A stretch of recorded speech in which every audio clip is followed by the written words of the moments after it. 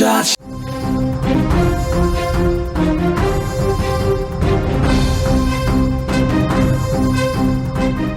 మధ్యప్రదేశ్లో సభ్య సమాజం తల దించుకునే ఘటన.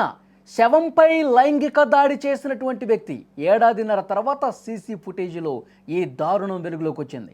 నిందితుడిని అదుపులోకి తీసుకున్నారు పోలీసులు. గత ఏడాది ఏప్రిల్ 18వ తేదీన ఈ ఘటన జరిగినట్టుగా సమాచారం వస్తోంది.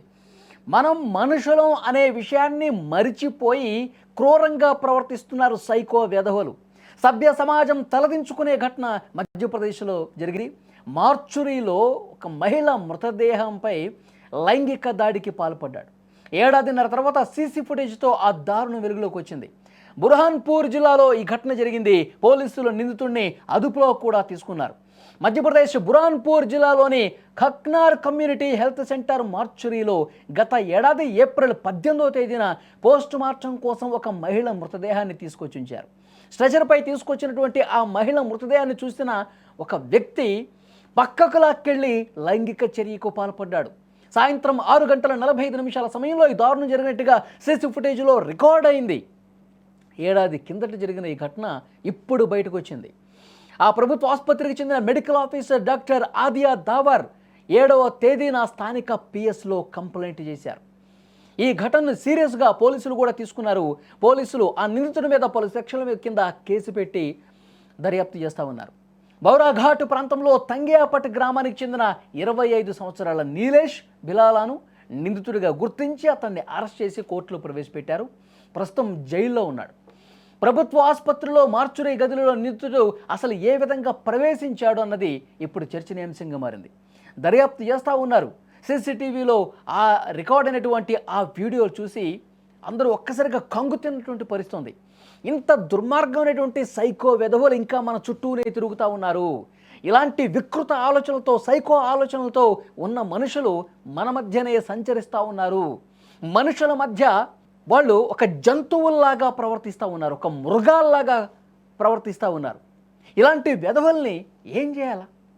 ఇంత దుర్మార్గంగా అసలు శవాల్ని కూడా వదలట్లేదంటే అసలు వీళ్ళ ఆలోచన విధానం ఏ విధంగా ఉంది? ఇంత సైకో బిహేవియర్ చేస్తున్నటువంటి ఇలాంటి చెత్త వెధవల్ని ఏం చేయాలి? అక్కడ స్థానికులు మాట్లాడుకున్నారు. అసలు వాళ్ళని ఎందుకు అరెస్ట్ చేసే కేసులు పెట్టి లోపలేశారు? వాడిని వదలండి, బయటకు వదలండి, కుక్కను కొట్టినట్టు రోడ్ల మీద కొట్టుకుంటూ ఈడ్చుకెళ్తాం కదా అని చెప్పి మాట్లాడుతూ ఉన్నారు. రక్తం మరిగిపోతోంది. ఇలాంటి నీచమైన మనస్తత్వం కలిగిన దుర్మార్గులు, క్రూర మృగాలు మనుషుల మధ్య సంచరిస్తూ ఉన్నారు. అదే ఒంటరిగా శవం కాబట్టి, ఆ శవం కూడా ఏమీ చేయలేదు కాబట్టి ఇంత వికృతంగా వాడు ఆలోచించాడు. అదే వాడు రోడ్డు మీద రాత్రి సమయంలో పోతున్నప్పుడు ఒక మహిళ, ఒక అమ్మాయి ఒంటరిగా కనిపిస్తే ఆ అమ్మాయిని ఏం చేయకుండా వదులుతాడా? కామంతో కళ్ళు మూసుకుపోయి ఇంత దుర్మార్గంగా దారుణంగా ప్రవర్తించిన ఇలాంటి వెధవల్ని నడి రోడ్డు మీద కాల్చి చంపాలి కదా, మీరు ఎందుకు అరెస్ట్ చేశారు? పోలీసులను క్వశ్చన్ చేస్తూ ఉన్నారు. అలాంటి వెధవల్ని రోడ్డు మీదే నరికి చంపి పడేయాలి కదా. ఈ చట్టాలు గిట్టాలన్నీ కూడా పక్కన పడేసేయండి, ముందు వాడిని చంపండి అంటూ రక్తం మరుగుతున్నటువంటి అక్కడి స్థానికులు పోలీసులతో గొడవ పెట్టుకుంటున్న పరిస్థితి కనిపిస్తోంది. ఈ వీడియో చూస్తున్న ప్రతి ఒక్కరూ స్పందించండి. ఇప్పుడు ఆ సీసీ ఫుటేజ్లో అక్కడ ఉన్నటువంటి ఆఫీసర్లు, అక్కడ ఉన్నటువంటి ఆ డాక్టర్లు బయట పెట్టారు కాబట్టి ఇది బయటకు వచ్చింది. లేదంటే కాలగర్భంలో కలిసిపోయి ఉండేది కదా. ఇలాంటి వెధవలకి అసలు ఏం చేస్తే కరెక్టు? వాడికి ఎలాంటి శిక్ష వేస్తే కరెక్టు? మన మధ్యనే తిరుగుతున్న ఈ మృగాలు బతికే హక్కు అనేది ఉందా? మీరేమనుకుంటున్నారు? ఇది చూసిన తర్వాత, ఇంత దారుణమైనటువంటి వార్త విన్న తర్వాత మీకేమనిపిస్తుంది? కామెంట్ బాక్స్లో తప్పకుండా మీరు తెలియజేయండి. అలాంటి వాడికి ఎలాంటి శిక్ష కరెక్టు?